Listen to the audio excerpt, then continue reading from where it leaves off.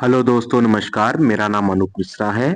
आपके अपने channel learn with हल्का में आपका हार्दिक स्वागत है। दोस्तों, आप लोगों से मेरा विनम्र निवेदन है, कृपया समाचार को सुनने के बाद अगर आपने चैनल को सब्सक्राइब नहीं किया हो तो मेरी मेहनत को प्रोत्साहन देने के लिए कृपया आप लोग चैनल को सब्सक्राइब करके ही जाएं और ज्यादा से ज्यादा लोगों को अपने इस परिवार से आप लोग जोड़ें, जिससे कल चलकर अगर कोई भी बात या मुद्दा होता है तो ये चैनल भी एक बड़े परिवार के रूप में आप लोगों की बातों को दूसरे लोगों तक पहुंचा सके। दोस्तों, आइए चलते हैं आज की खबर पे। आज का पहला समाचार है, अतिथि शिक्षकों को का पटना हाई कोर्ट से रिलेटेड कुछ इस मैटर आया हुआ है। देखते हैं क्या लिखा। अतिथि शिक्षकों को लेकर पटना हाई कोर्ट का बड़ा आदेश है।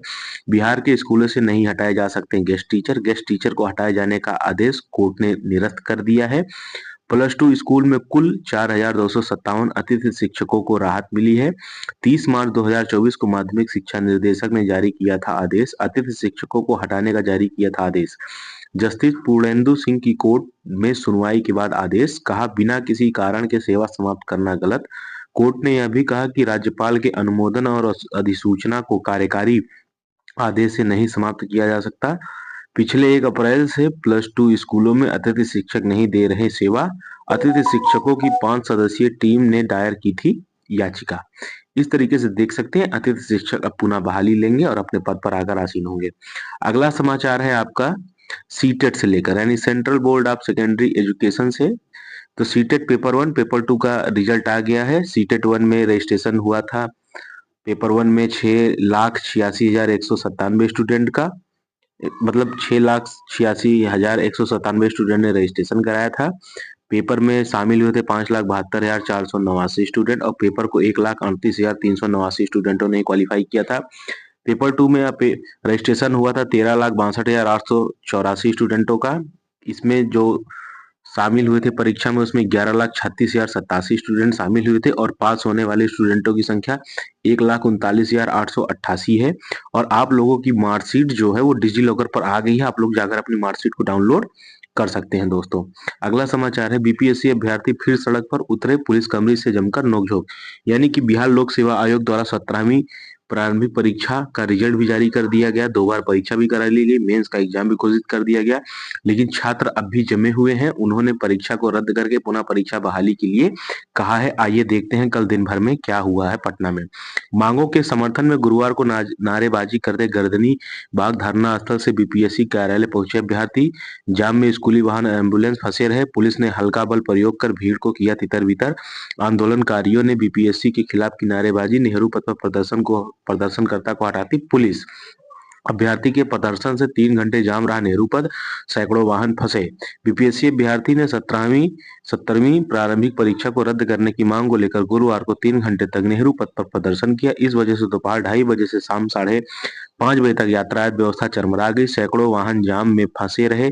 प्रदर्शनकारी बीपीएससी और सरकार के खिलाफ नारेबाजी करते रहे। आंदोलन के दौरान पुलिस और अभ्यर्थियों के बीच कई बार जमकर नोकझोंक हुई।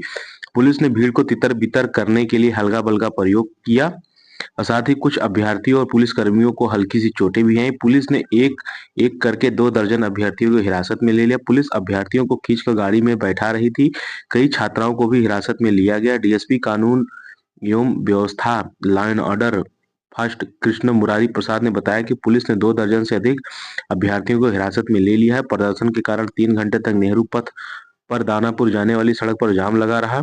स्कूली वाहन और एम्बुलेंस भी जाम में फंसे रहे। गर्दनी बाग में धरना दे रहे बीपीएससी के अभ्यर्थियों ने परीक्षा रद्द करने की मांग को लेकर गुरुवार को बीपीएससी कार्यालय के बाहर प्रदर्शन का आह्वान किया था। इसको लेकर पुलिस बीपीएससी कार्यालय की ओर जाने वाली सड़कों पर मुस्तैद थी। बीपीएससी कार्यालय की ओर जाने वाली सड़कों की बैरिकेडिंग लगाकर बंद कर दिया गया। उधर अलग अलग समूह में बीपीएससी और अभ्यर्थियों ने गुरुवार को दोपहर में करीब 2 बजे आयोग के कार्यालय की ओर कूच किया। सैकड़ों की संख्या में छात्रों ने हाथों में तिरंगा और परीक्षा रद्द करने की पट्टिका ले रखी थी। प्रदर्शन के दौरान अभ्यर्थी शाम में जदयू कार्यालय भी पहुंचे। हालांकि वहां पहले से तैनात पुलिस ने सभी को हटा दिया। इस तरीके से आप देख सकते हैं पटना बिहार की राजधानी में क्या हुआ, लेकिन अभी इसका कोई निष्कर्ष निकलता नहीं दिख रहा है। लेकिन इससे ये प्रूफ हो गया है कि सरकार सत्ते में आ गई है। यूपीआई भुगतान का फर्जीवाड़ा रोकने के लिए नया नियम है। नया नियम आइए देख लेते क्या है। कई मामलों में यूपीआई ऐप ट्रांजैक्शन आईडी खास अक्षरों वाली बनी रहती है, उसमें उनके अंकों और अक्षरों के अलावा @ हैशटैग डॉलर परसेंटेज एंड जैसे विशेष चिन्ह शामिल कर दिए जाते हैं। एनपीसीआई ने डिजिटल भुगतान की प्रक्रिया को मजबूत बनाने के लिए आदेश जारी किया है कि यह आईडी सिर्फ अंकों और अक्षरों वाली होनी चाहिए। 35 वर्णों की होगी आपकी यूपीआई आईडी, पहला तरीका। दूसरा है पैन कार्ड अब पहचान सत्यापन के रूप में भी मान्य होगा। पैन कार्ड को पहचान सत्यापन के तौर पर भी इस्तेमाल किया जाएगा। भारतीय दिवाला एवं संशोधन अक्षमता बोर्ड के बुधवार को जारी संशोधित तकनीकी दिशा निर्देश के अनुसार इंसॉल्वेंसी एवं बैंकरप्सी कोड में कॉर्पोरेट देनदारों की जानकारी में पैन कार्ड को अन्य आधिकारिक रूप से वैध दस्तावेज के बराबर शामिल किया गया है। जानकारों का कहना है कि पैन कार्ड को पहचान सत्यापन के लिए मान्य करने से वित्तीय प्रक्रिया आसानी से पूरी हो सकती है। अगला है मारुति कारों में कीमतों में वृद्धि और अगला है बैंकिंग नियमों में बदलाव। ढेर सारी चीजें हैं। यूपीआई को फर्जी भुगतान से रोकने के लिए कड़े कड़े नियम लाए जा रहे हैं। आगे देखिए इसमें क्या होता है। अगला है माध्यमा की परीक्षा, प्रायोगिक परीक्षा 4 से होगी। बिहार संस्कृत शिक्षा बोर्ड की माध्यमा की परीक्षा गुरुवार को संपन्न हो गई। परीक्षा 27 जनवरी से शुरू हुई थी। राज्य भर में 42 केंद्रों पर परीक्षा आयोजित की गई थी, जिसमें 13,227 विद्यार्थी शामिल हुए थे।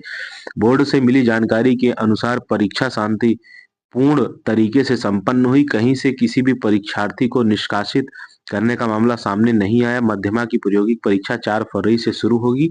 परीक्षा 5 फरवरी तक चलेगी। अगला समाचार है सीटेट दूसरे राज्य से टेट पास को शामिल कराने के हाई कोर्ट का आदेश रद्द हो गया। सहायक आचार्य नियुक्ति में जेटेट पास ही लेंगे भाग, यानी कि झारखंड राज्य में शिक्षक भर्ती को लेकर कुछ फैसले आए हैं। आइए उन पर विस्तार से चर्चा देखते हैं।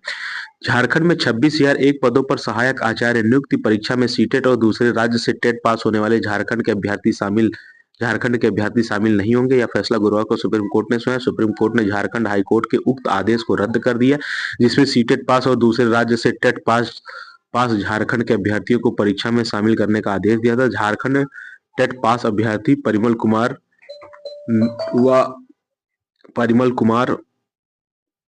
व अन्य सॉरी दोस्तों, थोड़े से मिस्टेक के लिए सुप्रीम कोर्ट ने प्रार्थियों की ओर से कहा गया था कि सहायक आचार्य की नियुक्ति नियमावली 2022 और सहायक आचार्य नियमावली के विज्ञापन को हाई कोर्ट में चुनौती नहीं दी गई। उक्त परीक्षा के लिए आवेदन करने की तिथि समाप्त हो चुकी थी। इसके बाद झारखंड हाई कोर्ट के आदेश का पालन करते हुए नियमावली और उक्त परीक्षा के विज्ञापन में संशोधन कर दिया गया। नियमों के अनुसार एक बार विज्ञापन जारी हो जाने के बाद उसमें बदलाव नहीं किया जा सकता। अभ्यर्थियों की न्यूनतम अर्हता में भी बदलाव नहीं किया जा सकता।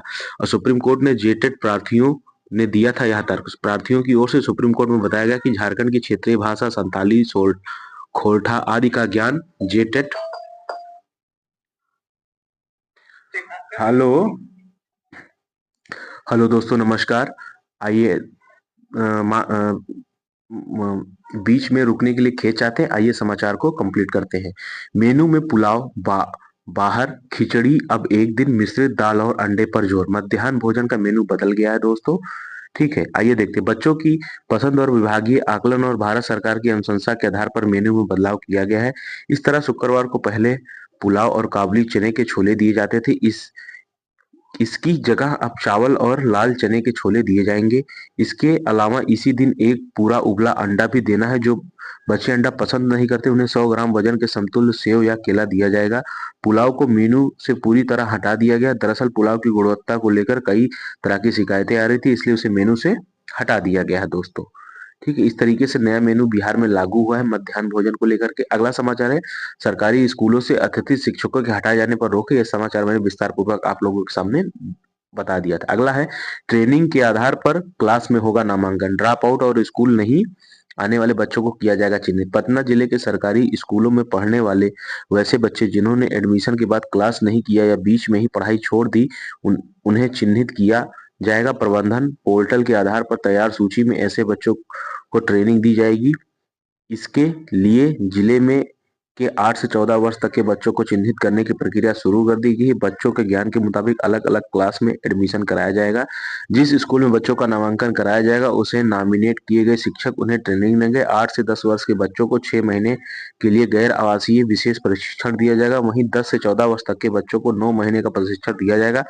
1 अप्रैल से ड्रॉप आउट और एडमिशन के बाद स्कूल नहीं आने वाले बच्चों को प्रशिक्षण दिया जाएगा। अगला समाचार है दोस्तों, 2436 नए मित्रों की संविदा पर बहाली होगी। कल से इसके लिए आप लोग आवेदन कर सकते हैं। काउंसलिंग में प्रमाण पत्र देना होगा। समान अंक रहने पर अधिक उम्र वाले को वरीयता दी जाएगी दोस्तों। तो जो भी व्यक्ति न्याय मित्र की बहाली चाहते हैं, इसके आवेदन की अंतिम तिथि 15 तारीख है और हर महीने 7,000 रुपए आपको मानदेय मिलेगा। नियुक्ति से पहले आपको स्वास्थ्य प्रमाण पत्र भी पंचायत स्तर से देना होगा। ठीक है दोस्तों, अगला समाचार है, मिड डे मील की झोली खाली, मुश्किल में है बच्चों की थाली। 4 माह से राशि न मिलने के कारण एमडीएम चलाना हो रहा है मुश्किल। कई विद्यालयों के अधिकृत वेंडरों ने लाखों का बकाया हो जाने के कारण आगे सामग्री देने से भी इनकार कर दिया है। सरकार को इस पर विचार करना चाहिए और जल्द से जल्द इसका भुगतान कर देना चाहिए। ठीक है, अगला है, हर 25 विद्यार्थी पर तैनात होंगे वीक्षक। आधा घंटे पहले तक ही उन्हें मिलेगा प्रवेश। एडमिट कार्ड में गड़बड़ी तो लाना होगा पहचान पत्र। पटना में शामिल होंगे 75,000 से अधिक परीक्षार्थी। सभी बच्चों को बोर्ड परीक्षा की ढेर सारी शुभकामनाएं। मन लगा के अच्छे से पढ़िए, लिखिए, खूब बढ़िया से लिख कर आइए। साल भर जो आपने मेहनत किया है, अब उस मेहनत को कलम के माध्यम से कापी पर उतारने का समय आ गया है। आप लोग सफल होइए। सभी के अच्छे नंबर है, इसके लिए ढेर सारी शुभकामनाएं।